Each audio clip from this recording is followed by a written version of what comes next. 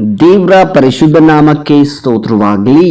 ಈ ದಿನದ ದೇವರ ವಾಕ್ಯ ಇಬ್ರಿಯರಿಗೆ ಬರೆದ ಗ್ರಂಥ 13ನೇ ಅಧ್ಯಾಯ 6ನೇ ವಾಕ್ಯ. ಕರ್ತನು ನನ್ನ ಸಹಾಯಕನು, ಭಯಪಡೆನು, ಮನುಷ್ಯನು ನನಗೆ ಏನು ಮಾಡಾನು ಎಂದು ನಾವು ಧೈರ್ಯವಾಗಿ ಹೇಳಬಲ್ಲೆವು. ನಿಮಗೆ ದೇವರ ವಾಕ್ಯ ತಿಳಿಸಿದ ನಿಮ್ಮ ಸಭಾನಾಯಕರನ್ನು ಜ್ಞಾಪಕ ಮಾಡಿಕೊಳ್ಳಿರಿ. ಹೌದು ಪ್ರಿಯ ದೇವರ ಮಕ್ಕಳೇ, ಇವತ್ತಿನ ದೇವರ ವಾಕ್ಯದಲ್ಲಿ ನಾವು ಗಮನಿಸುತ್ತಿದ್ದೇವೆ. ಇಲ್ಲಿ ದೇವರ ವಾಕ್ಯವು ಸ್ಪಷ್ಟವಾಗಿ ಬರೆಯಲ್ಪಟ್ಟಿದೆ. ಕರ್ತನು ನನ್ನ ಸಹಾಯಕನು, ಭಯಪಡೆನು. ಮೊದಲನೇದಾಗಿ, ದೇವರು ನಮಗೆ ಸಹಾಯ ಮಾಡುವಾಗ ನಾವು ಯಾರಿಗೂ ಭಯಪಡುವಂತ ಅವಶ್ಯಕತೆವಿಲ್ಲ. ಅನೇಕ ಸಮಯ ನಾವು ಭಯಪಡುತ್ತೇವೆ. ಯಾರನ್ನ ನೋಡಿ ಭಯಪಡುತ್ತೇವೆ ಎಂಬುದಾಗಿ ನೋಡೋದಾದ್ರೆ, ಸಮಸ್ಯೆಗಳನ್ನು ನೋಡಿ ಭಯಪಡುತ್ತೇವೆ, ಇಕ್ಕಟ್ಟುಗಳನ್ನು ನೋಡಿ ಭಯಪಡುತ್ತೇವೆ, ವೇದನೆಗಳನ್ನು ನೋಡಿ ಭಯಪಡುತ್ತೇವೆ, ದುಃಖಗಳನ್ನು ನೋಡಿ ಭಯಪಡುತ್ತೇವೆ, ಪರಿಸ್ಥಿತಿಗಳನ್ನು ನೋಡಿ ಭಯಪಡುತ್ತೇವೆ, ಅನಾರೋಗ್ಯಗಳನ್ನು ನೋಡಿ ಭಯಪಡುತ್ತೇವೆ. ಅನೇಕ ಕಾರ್ಯಗಳು ನಮ್ಮ ಕಣ್ಣೆದುರುಗಡೆ ನಡೀತಾ ಇರುವಾಗ ಆ ಕಾರ್ಯಗಳನ್ನು ನೋಡಿ ಭಯಪಡುತ್ತೇವೆ. ದೇವರಾತ್ಮರು ಸ್ಪಷ್ಟವಾಗಿ ಹೇಳ್ತಿದ್ದಾನೆ, ಕರ್ತನು ನನ್ನ ಸಹಾಯಕನು, ಭಯಪಡೆನು. ದೇವರು ನಮ್ಮ ಸಹಾಯಕನಾಗಿರುವಾಗ, ಸರ್ವಶಕ್ತನಾದ ದೇವರು ನಮಗೆ ಸಹಾಯ ಮಾಡುವಾಗ ನಾವು ಭಯಪಡುವುದು ಯಾಕೆ? ಯಾವುದಕ್ಕೋಸ್ಕರ ಭಯಪಡಬೇಕು? ಈ ಲೋಕದಲ್ಲಿರುವಂತ ಎಲ್ಲ ಕಾರ್ಯಗಳನ್ನ ನೀವು ದೊಡ್ಡದಾಗಿ ನೋಡ್ತಾ ಇದ್ದೀರಿ, ನಿಮ್ಮ ಸಮಸ್ಯೆಗಳನ್ನ ದೊಡ್ಡದಾಗಿ ನೋಡ್ತಾ ಇದ್ದೀರಿ, ಅದಕ್ಕೆ ನೀವು ಭಯಪಡ್ತಾ ಇದ್ದೀರಿ.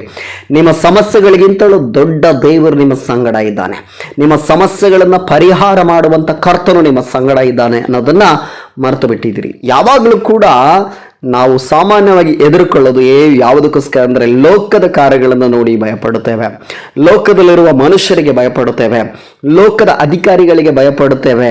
ಯಾಕೆ ಪ್ರಿಯರೇ?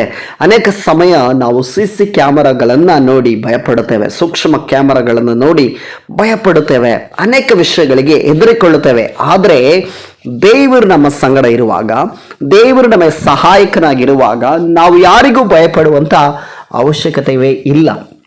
ಯಾಕೆಂದ್ರೆ ಈ ಲೋಕವನ್ನೇ ಸೃಷ್ಟಿ ಮಾಡಿದ ದೇವರು, ಇಡೀ ಲೋಕದ ಕಟ್ಟೆ ಕಡೆಯವರೆಗೆ ನಿರ್ಮಿಸಿದಂತ ದೇವರು ನಮ್ಮ ಸಹಾಯಕನಾಗಿದ್ದಾನೆ. ಮನುಷ್ಯನು ನನಗೆ ಏನು ಮಾಡಾನು? ಮನುಷ್ಯರು ನಮಗೆ ಏನು ಮಾಡ್ಲಿಕ್ಕೆ ಆಗೋದಿಲ್ಲ. ಈ ಲೋಕದಲ್ಲಿರುವಂತ ಎಲ್ಲರೂ ಕೂಡ ಮನುಷ್ಯರೇ. ಅವರು ನಮಗೆ ವಿರುದ್ಧವಾಗಿ ಎದ್ದೊಳ್ಳಬಹುದು, ನಮ್ಮ ವಿರುದ್ಧವಾಗಿ ಕೂಗಾಡಬಹುದು, ನಮ್ಮ ವಿರುದ್ಧವಾಗಿ ಕಾರಣ ಮಾಡಬಹುದು. ಆದರೆ ನಮಗೆ ಅವರು ಏನು ಮಾಡಲಿಕ್ಕೆ ಸಾಧ್ಯವೇ ಇಲ್ಲ. ಯಾಕೆಂದ್ರೆ ದೇವರು ನಮ್ಮ ಸಂಗಡ ಇದ್ದಾನೆ ಎಂದು ನಾವು ಧೈರ್ಯವಾಗಿ ಹೇಳಬಲ್ಲೆವು. ನಿಮಗೆ ದೇವರ ವಾಕ್ಯ ತಿಳಿಸಿದ ನಿಮ್ಮ ಸಭಾನಾಯಕರನ್ನು ಜ್ಞಾಪಕ ಮಾಡಿಕೊಳ್ಳಿರಿ. ಪ್ರಿಯ ದೇವರ ಮಕ್ಕಳೇ, ನಿಮಗೆ ದೇವರ ವಾಕ್ಯವನ್ನು ಸಾರಿದಂತ ಸಭಾನಾಯಕರನ್ನ ನೀವು ಜ್ಞಾಪಕ ಮಾಡಿಕೊಳ್ಳಬೇಕು. ಅನೇಕರು ಇವತ್ತು ಮರೆತು ಬಿಟ್ಟಿದ್ದಾರೆ. ಯಾರನ್ನ ಮರೆತು ಬಿಟ್ಟಿದ್ದಾರೆ? ನಿಮಗೆ ವಾಕ್ಯವನ್ನು ಬೋಧಿಸಿದಂತ ಸಭಾ ನಾಯಕರನ್ನ, ಅಂದ್ರೆ ದೇವರ ಸೇವಕರನ್ನ ಮರೆತು ಬಿಟ್ಟಿದ್ದೀರಿ. ಅನೇಕರು ನಿಮ್ಮ ದೇವ ಸೇವಕರು ನಿಮಗೆ ಮಾಡಿದಂಥ ತ್ಯಾಗವನ್ನ ಮರೆತು ಬಿಟ್ಟಿದ್ದೀರಿ. ಅವರ ಅನ್ನ ನೀರ ಬಿಟ್ಟು ನಿಮಗೋಸ್ಕರ ಊಟ ಮಾಡಿದ್ದನ್ನ, ನಿಮಗೋಸ್ಕರ ಅವರು ಕಷ್ಟಪಟ್ಟಿದ್ದನ್ನ, ನಿಮಗೋಸ್ಕರ ಪ್ರಾರ್ಥನೆ ಮಾಡಿದ್ದನ್ನ, ನಿಮ್ಮನ್ನ ಬೆಳೆಸಬೇಕೆಂಬುದಾಗಿ ಅವರು ಕಣ್ಣೀರು ಹಾಕಿದ್ದನ್ನ ಅನೇಕರು ನೀವು ಮರೆತು ಬಿಟ್ಟಿದ್ದೀರಿ. ಒಂದಲ್ಲ ಒಬ್ಬರು ಪ್ರಿಯರೇ ನಿಮ್ಮ ಜೀವಿತದಲ್ಲಿ ನಿಮ್ಮನ್ನ ಬೆಳೆಸ್ತಾ ಇದ್ದಾರಾ, ನಿಮ್ಮನ್ನ ಮೇಲ್ಗಡೆ ತರಲಿಕ್ಕೆ ಪ್ರಯತ್ನ ಪಡ್ತಾ ಇದ್ದಾರಾ, ನಿಮಗೋಸ್ಕರ ಅವರ ಸಮಯವನ್ನ ಕಳೀತಾ ಇದ್ದಾರಾ, ನಿಮಗೋಸ್ಕರ ಸಮಯ ಕೊಡ್ತಾ ಇದ್ದಾರಾ, ನಿಮ್ಮನ್ನ ಬೆಳೆಸಬೇಕನ್ನೋ ಉದ್ದೇಶ ಒಬ್ಬ ಸೇವಕರಲ್ಲಿ ಇದೆ ಅಂದ್ರೆ, ಅಂತ ಸೇವಕರನ್ನ ನೀವು ಕಳ್ಕೊಳ್ಬೇಡ್ರಿ. ಯಾವಾಗಲೂ ಅಂತವ್ರನ್ನ ಗೌರವಿಸ್ರಿ, ಅಂತವರಿಗೆ ಬೆಲೆ ಕೊಡ್ರಿ, ಅಂತವ್ರನ್ನ ನೀವು ಯಾವತ್ತಿಗೂ ಕಡೆಗಣಿಸ್ಬೇಡ್ರಿ. ಯಾಕೆಂದ್ರೆ ನಿಮ್ಮ ಸಂತೋಷದಲ್ಲಿ ಅವರ ಸಂತೋಷವನ್ನ ಕಾಣ್ತಾರೆ. ನಿಮ್ಮನ್ನ ಬೆಳೆಸಬೇಕನ್ನೋ ಉದ್ದೇಶದಲ್ಲಿ ಅವರ ಮನಸ್ಸಿನಲ್ಲಿ ಇರ್ತದೆ. ನೀವು ಉನ್ನತ ಮಟ್ಟಕ್ಕೆ ಹೋಗಬೇಕನ್ನೋದೇ ಅವರ ಹೃದಯದಲ್ಲಿ ಇರ್ತದೆ. ಆದ್ರಿಂದ ಪ್ರಿಯರೇ, ಅಂತ ದೇವ ಸೇವಕರು ನೀವು ಪರಿಚಯ ಇರೋದಾದ್ರೆ, ಅಂತ ಸೇವಕರು ನಿಮ್ಮೊಟ್ಟಿಗೆ ಕಾಂಟ್ಯಾಕ್ಟ್ ಅಲ್ಲಿ ಇರೋದಾದ್ರೆ, ಅಂತವ್ರನ್ನ ಯಾವುದೇ ಸಮಯ ಬರಬಹುದು, ಸಂದರ್ಭಗಳು ಬರಬಹುದು, ಪರಿಸ್ಥಿತಿಗಳು ಬರಬಹುದು, ಅಂತ ವ್ಯಕ್ತಿಗಳನ್ನ ಮರೆತು ಬಿಡಬೇಡ್ರಿ.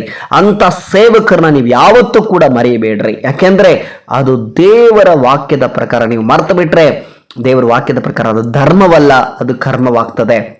ಅಂಥವ್ರನ್ನ ನೀವು ಮರಿಲೇಬಾರ್ದು. ನಿಮ್ಮ ಜೀವನ ಪೂರ್ತಿ ಅವರಿಗೆ ಸಾಧ್ಯವಾದರೆ ನಂಬಿಗಸ್ತರಾಗಿ ನೀವು ಜೀವಿಸ್ರಿ, ನಂಬಿಕೆ ಉಳ್ಳವರಾಗಿರ್ರಿ. ಅವ್ರು ಹೇಳಿದಂತೆ ನಿಮ್ಮ ಮಾತುಗಳನ್ನು ಕೇಳ್ರಿ. ಖಂಡಿತವಾಗಲೂ ನಿಮ್ಮ ಜೀವಿತದಲ್ಲಿ ಯಾರನ್ನ ಬರ್ತರೂ ನೀವು ಪರವಾಗಿಲ್ಲ, ನಿಮಗೆ ಪಾಠ ಕಲಿಸಿದಂಥ ಗುರುಗಳನ್ನ, ನಿಮಗೆ ಪಾಠ ಹೇಳ್ಕೊಡುವಂಥ ಸೇವಕರನ್ನ, ನಿಮಗೋಸ್ಕರ ಕಷ್ಟಪಟ್ಟು ವಾಕ್ಯವನ್ನು ತಂದು ಸಾರುವ ದೇವರ ಸೇವಕರನ್ನ ಗೌರವಿಸ್ರಿ, ಅಂಥವ್ರಿಗೆ ಮರ್ಯಾದೆ ಕೊಡ್ರಿ, ಅವ್ರನ್ನ ನೆನಪಿನಲ್ಲಿ ಇಟ್ಕೊಳ್ರಿ ಎಂಬುದಾಗಿ ದೇವರ ಆತ್ಮನು ಇವತ್ತು ನಿಮ್ಮೊಟ್ಟಿಗೆ ಹೇಳ್ತಾ ಇದ್ದಾನೆ. ಈ ವಾಕ್ಯದೊಟ್ಟಿಗೆ ದೇವರು ನಿಮ್ಮನ್ನು ಆಶೀರ್ವಾದ ಮಾಡಲಿ. ಏಸು ನಾಮದಲ್ಲಿ ಪ್ರಾರ್ಥಿಸೋಣ.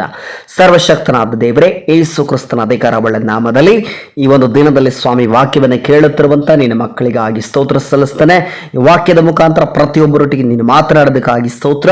ಹೌದು ದೇವರೇ, ವಾಕ್ಯವು ಹೇಳಿದ ಪ್ರಕಾರ ನಾವು ಯಾರನ್ನ ಮರಿಬೇಕು, ಯಾರನ್ನ ಮರಿಬಾರದೆಂಬುದಾಗಿ ಕರ್ತನೆ ನಮಗೆ ಬೋಧಿಸಿದ ನನ್ನ ಕೃಪೆಗಾಗಿ ಸ್ತೋತ್ರ ಸಲ್ಲಿಸ್ತೇವೆ. ಈ ವಾಕ್ಯದ ಮುಖಾಂತರ ನಮ್ಮನ್ನು ಸಂಧಿಸಿದ್ದಕ್ಕಾಗಿ ನಿನಗೆ ಸ್ತೋತ್ರ ಮಹಿಮೆ ಸಲ್ಲಿಸ್ತಾ ಏಸು ಕ್ರಿಸ್ತನ ಅಧಿಕಾರವುಳ್ಳ ನಾಮದಲ್ಲಿ ಪ್ರಾರ್ಥಿಸ್ತನ ತಂದೆಯ ದೇವರೇ, ಆಮೇನ್, ಆಮೇನ್, ಆಮೇನ್. ದೇವರು ನಿಮ್ಮನ್ನು ಆಶೀರ್ವದಿಸಲಿ.